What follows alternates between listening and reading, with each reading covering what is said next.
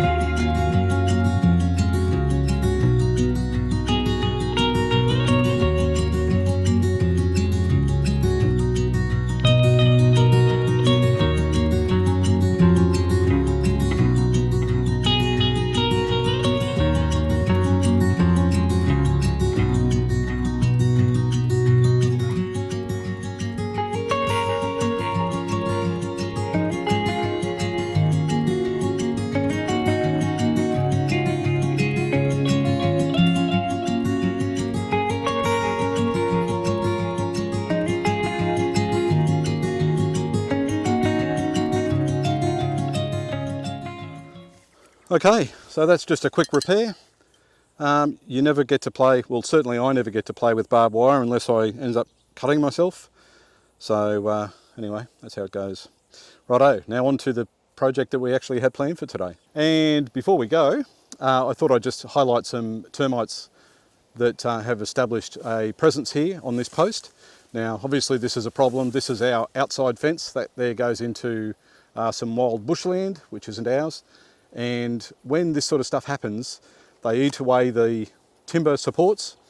Obviously what's happened previously in this location is the termites have gone crazy. They've established a home and they've managed to eat this timber away. Now we're going to have to come back and address this. I'll probably put steel down here because there's a bit of a wet area in here. So hopefully we can avoid that happening again. But as you can see, when they come up the side of the pole, let's move this grass back, they put mud on the outside to protect them from, I think, the sun and insects, and they travel up, and you can see they're travelling up through here, and then they establish this big nest up in here. So if you just sort of pull this apart, you can see that they've dug a hole. There's an ant, which I didn't think was a termite, but anyway, there's an ant or two. Look, those ants might be raiding that termite's nest. Seems funny to have this style of ant in there, but anyway, who knows what's happened. But the termite's nest is up on top. Let's see if I can... So that there we go. Now there's all the termites. So they're establishing a lovely little home there, eating this timber away. And they pose a risk that eventually when they get through this, they'll weaken it to a point where it'll fall over, or the cattle will push it over, and the cattle will get out. So obviously we're going to need to address this. This is an ongoing issue in Australia. Termites do what they do, and that's fine. We just need to be aware of it and address it when that issue crops up. But yeah, look at that. It just falls away. Anyway, so hopefully we'll give them the point to take off and move elsewhere, but I bet we don't. The other thing that does happen is, oh, look out, they're all on this side as well. So the other thing that does happen is, you can see where they've put their nest around the wires. So if I just pull that apart there, you'll see that it's starting to rust. Obviously stays a bit moist in there, and that's a good point for the wire to break as well. Certainly get into this hardwood. Who says termites don't eat hardwood?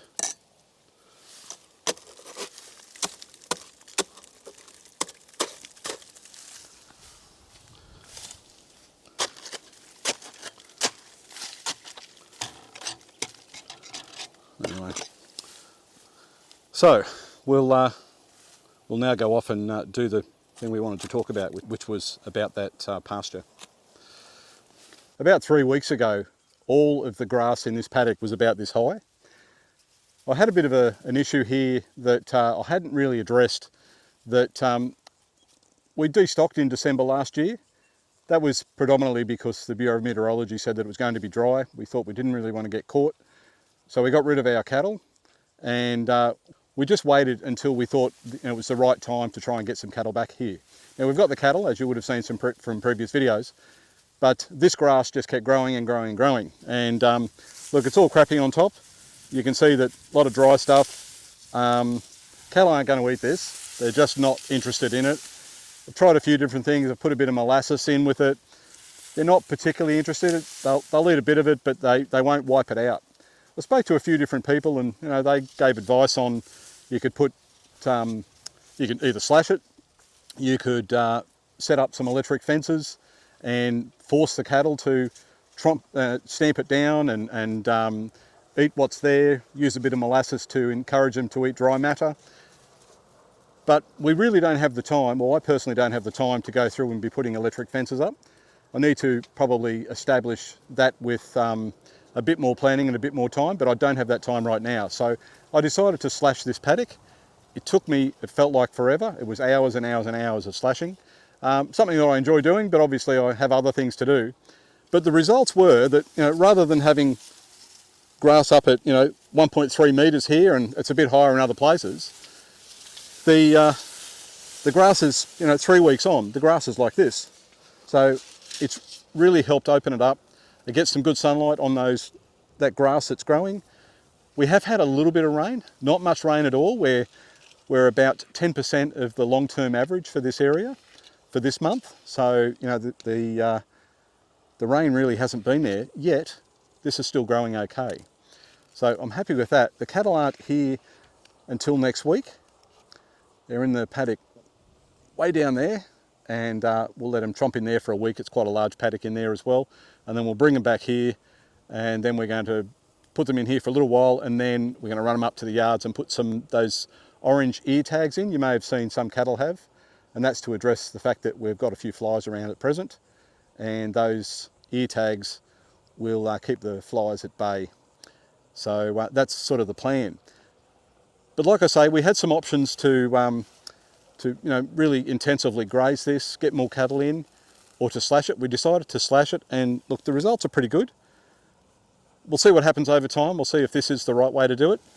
It's a bit of a learning curve for me. I've only been doing this for 3 years, and just the way the things came together, that we had lots of rain and no cattle, and we had all of that growth, you know, this is the result.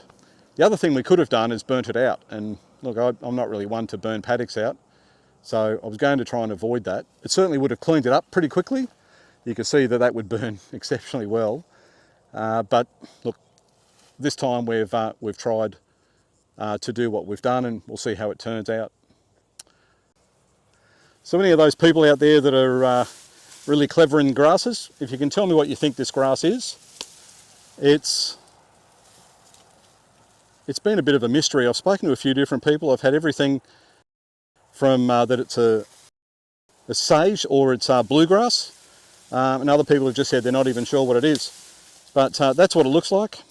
It grows, you know, obviously quite tall, but I really haven't been able to establish what it is. So if you know, please leave that in the comments below.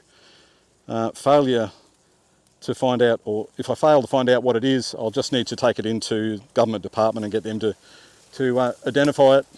The cattle seem to eat it, not so much when it's this high, but certainly when it's down low, they'll certainly have a go. Thanks for watching. Bye for now.